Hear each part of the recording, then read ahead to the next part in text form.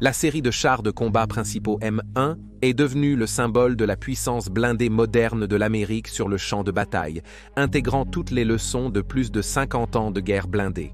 Lorsqu'elle a été conçue pour la première fois, la M1 reste dans le top des véhicules de combat blindés grâce à une série de mises à niveau et semble prête à y rester pendant de nombreuses années à venir. Cependant, des désignations plutôt froides et impersonnelles telles que M1 ne transmettent pas vraiment l'histoire et l'héritage qui accompagnent l'introduction d'un nouveau char. Il a besoin d'un nom qui honore les traditions du passé, tandis que sa technologie s'appuie sur ce qui est venu avant. Le M1 était destiné à être un chargeur dur, alimenté par un moteur à turbine à gaz et armé d'un canon principal de 105 mm mortel. Il était destiné à continuer à se battre, avec l'intention de gagner quelles que soient les chances. Et avec cette mentalité derrière eux, les partisans du nouveau char savaient qu'un seul nom pouvait être attribué à ce qui était destiné à être le dernier mot en matière de guerre blindée. C'est l'histoire du colonel Creighton Abrams, dont le nom a été donné à l'un des meilleurs chars du monde, menant le 37e bataillon de chars dans la lutte contre l'Allemagne nazie.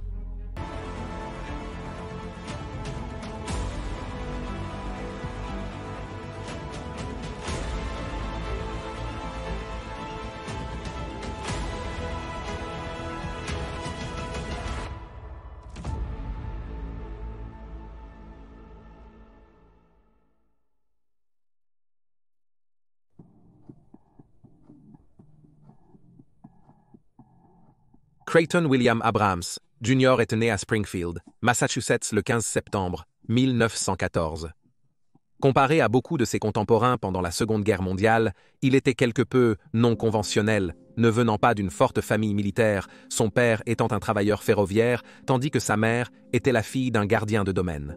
Ce milieu plutôt modeste lui a inculqué un sens de l'autodétermination, qui se reflétait dans ses études académiques, réussissant bien à l'école malgré de nombreux emplois pour aider à subvenir à ses besoins et à ceux de sa famille, comme aider à élever des poulets et des cochons. C'est encore plus impressionnant quand on ajoute à cela ses activités extracurriculaires, comme le sport, où il a été capitaine de l'équipe de football locale lors d'une saison très réussie. À cet égard, Abrams a démontré que son ambition et sa détermination ne se traduisaient en aucun cas par de l'égoïsme. C'était un leader doué qui inspirait ceux qui l'entouraient, et après avoir décidé de rejoindre l'armée américaine, il a postulé à la prestigieuse académie de West Point, où sont formés les futurs officiers, étant accepté pour ses nombreux mérites dans la promotion de 1936. Après avoir obtenu son diplôme, il a rejoint la cavalerie, qui était à cette époque encore fortement centrée sur le cheval, malgré la mécanisation généralisée qui avait lieu dans d'autres armées à travers le monde, notamment en Allemagne nazie. Servant avec la 7e cavalerie à Fort Bliss, à la frontière du Texas et du Nouveau-Mexique, le talent naturel d'Abrams pour le leadership continuait à briller de mille feux. Il a rapidement acquis une réputation d'officier qui mène de l'avant et par l'exemple, tout en étant capable de lire ses hommes de telle manière à savoir comment les maintenir motivés pour les tâches à accomplir. Lors d'un incident notable, lors d'un exercice d'entraînement, un jeune soldat du nom de Daniel Sanford avait des problèmes avec un groupe de chevaux. Le cheval qu'il montait est allé à gauche, tandis que les autres qu'il menait avec une corde sont allés à droite. Cela a inévitablement tiré Sanford de sa monture et l'a traîné sur la terre et plusieurs cactus.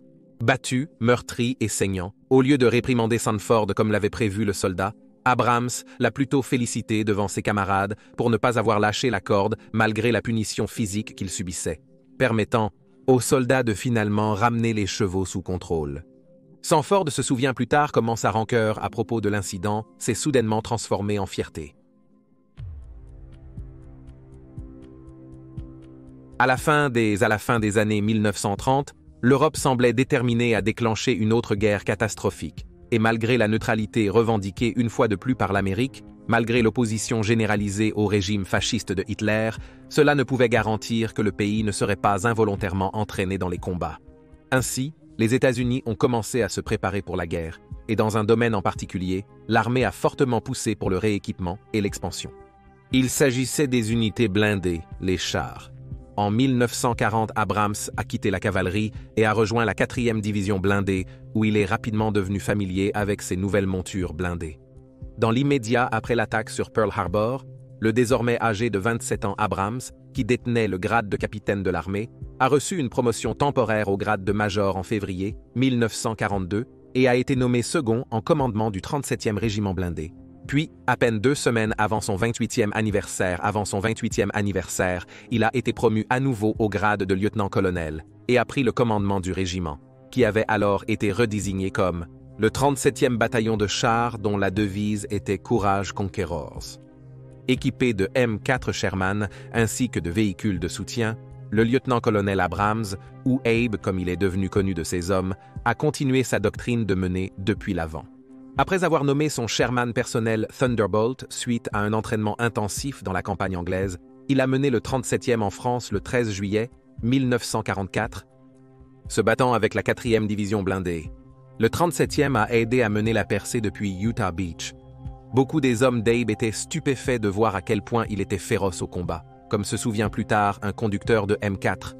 Je me souviens que pendant nos batailles de chars, Abe tirait sur les chars comme le reste des garçons. Il se mêlait là où la bataille était la plus dure. Cela nous donnait envie de nous battre plus fort quand on voyait un grand homme comme Abe à nos côtés. La persévérance d'Abrams a vite été reconnue par Certains Allemands, à tort, pensaient qu'il était juif en raison de son savoir acquis pendant ses études. En fait, Abrams était un méthodiste. Cependant, la rumeur qu'il était un juif vengeur persistait parmi les troupes allemandes, qui commencèrent à se faire une image effrayante dans leur esprit du commandant du 37e bataillon de chars. Cela a été encouragé par l'utilisation répétée du 37e comme fer de lance de nombreuses attaques menées par la 4e division blindée, qui était maintenant assignée à la 3e armée du général Patton, Abrams et ses hommes ayant prouvé leur détermination à gagner au combat.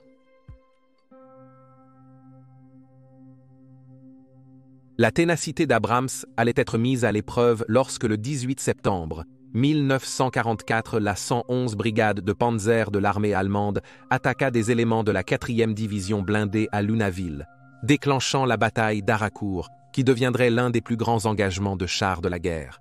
Les Allemands ont aligné leur attaque sur Lunéville avec le mauvais temps, privant ainsi les troupes américaines du soutien de leurs forces aériennes puissantes.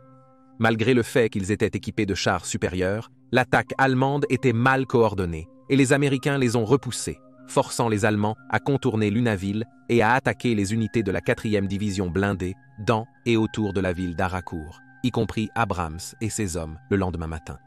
Menée par des chars Panthère, sans doute l'un des meilleurs chars de toute la guerre, l'avancée allemande, qui bénéficiait toujours d'un couvert de brouillard épais, semblait rencontrer des problèmes partout où elle allait. Près de la moitié de la force a été séparée lorsque l'officier commandant la Panzer Brigade 111 s'est arrêté pour demander son chemin à un agriculteur français qui a donné des instructions peu claires, ce qui a entraîné leur confusion, essayant d'atteindre leur objectif. Les chars allemands restants, qui étaient toujours 2 fois plus nombreux que les Shermans américains, ont continué à avancer, mais l'élément de surprise a été perdu lorsqu'ils sont tombés à plusieurs reprises sur des troupes et des chars américains qui ont utilisé le brouillard pour s'échapper et signaler leur position. Les chars allemands, ignorant que leur couverture avait été dévoilée, sont sortis du brouillard épais qui parfois offrait moins de 75 mètres de visibilité, espérant surprendre Abrams et ses chars en train de dormir. Au lieu de cela, ils ont trouvé les Sherman et les destructeurs de chars chargés et prêts à tirer. Les déficiences du Sherman par rapport au Panther et au légendaire char Tiger sont bien documentées. Mais à de si courtes distances où les obus conservaient beaucoup plus d'énergie après le tir, le canon du Sherman a fait d'immenses dégâts aux chars allemands. La bataille d'Haracourt a vu 9 jours de combats blindés intenses répétés, ce qui en fait la plus grande bataille de chars du front occidental et se terminerait par une défaite allemande. Sur les 262 chars et canons mobiles déployés par les Allemands pour la bataille, 86 ont été détruits, 114 fortement endommagés et seulement 62 restaient opérationnels à la fin. Parmi ceux-ci, Abrams et le 37e ont été crédités de la destruction de 55 Panthers et Tigers au coup de seulement 14 Shermans, un exploit vraiment remarquable qui a démontré que des tactiques supérieures peuvent l'emporter face à un plus grand nombre d'ennemis et à un équipement supérieur. Frustrant cependant, au lieu de poursuivre les Allemands en retraite, comme Abrams l'aurait souhaité, lui et le reste de la 3e armée de Patton ont été contraints de réduire leurs offensives, car les ressources ont été détournées pour soutenir l'opération Market Garden en Hollande. Finalement, prouvant qu'un pont était trop loin lorsque l'opération a échoué, le 37e était de nouveau en mouvement, poussant de plus en plus vers l'Allemagne.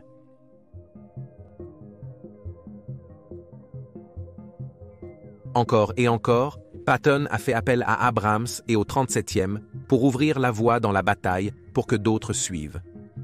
Patton lui-même, un leader confiant à la limite du narcissique, a reconnu l'incroyable talent et la ténacité qu'Abrams démontrait souvent en bataille et dirait « Je suis censé être le meilleur commandant de chars de l'armée, mais j'ai un égal, Abrams. Il est le champion du monde. » En décembre 1944, le 37e perçait ce qui restait de l'ancienne ligne Maginot, les célèbres fortifications supposément impénétrables qui avaient été construites par les Français pour garder Hitler en Allemagne. Peu de temps après cet exploit, Abrams et le 37e ont été retirés à des positions de seconde ligne pour leur donner un peu de répit du front, bien qu'ils aient encore rencontré des combats sporadiques avec les forces allemandes restantes.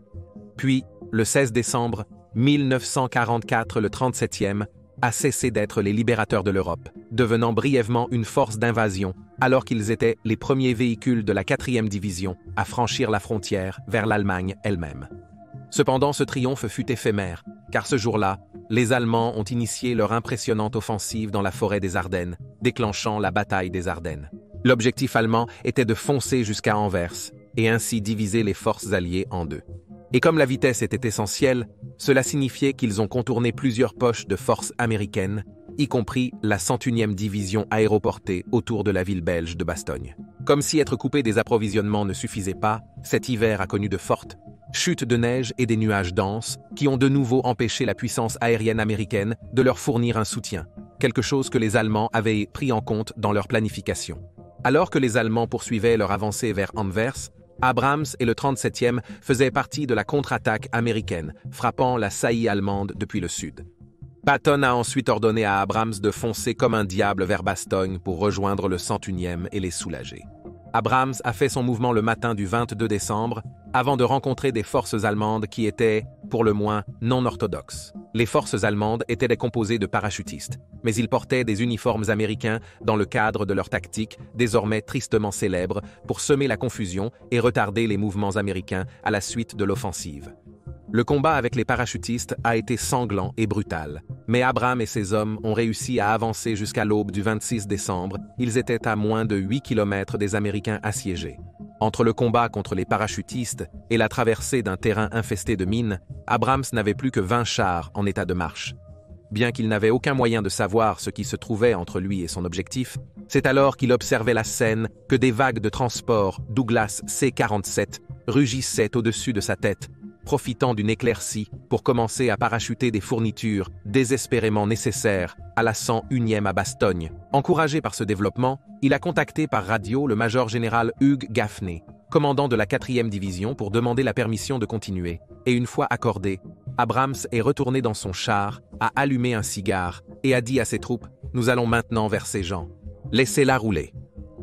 Soutenu par des tirs d'artillerie et de l'infanterie, le 37e a combattu son chemin jusqu'au 101e et juste après 1700 heures, l'un des lieutenants d'Abrams, Charles Boggs, est sorti de son char et a serré la main d'un second lieutenant ingénieur du 101e. Le siège de 8 jours était terminé et maintenant la tâche de tous les impliqués était de tenir la ligne contre les Allemands, tandis que les forces de Patton lançaient tout ce qu'ils avaient contre la poussée principale allemande. À la mi-janvier, le dernier des renflements allemands a été repoussé, mettant fin à la dernière grande offensive d'Hitler à l'ouest, mais cela avait coûté à l'armée américaine 100 000 victimes et le 37e n'était pas sorti indemne, étant considérablement sous-effectif. Après avoir été renforcé, Abrams a conduit ses hommes de retour en Allemagne, avant de se diriger vers le sud en Tchécoslovaquie, peu de temps avant la fin de la guerre le 6 mai 1945. Sous le commandement d'Abrams, le 37e était devenu l'une des unités de combat les plus respectées du théâtre européen des opérations, et célébré comme des héros pour leur combat vers Bastogne.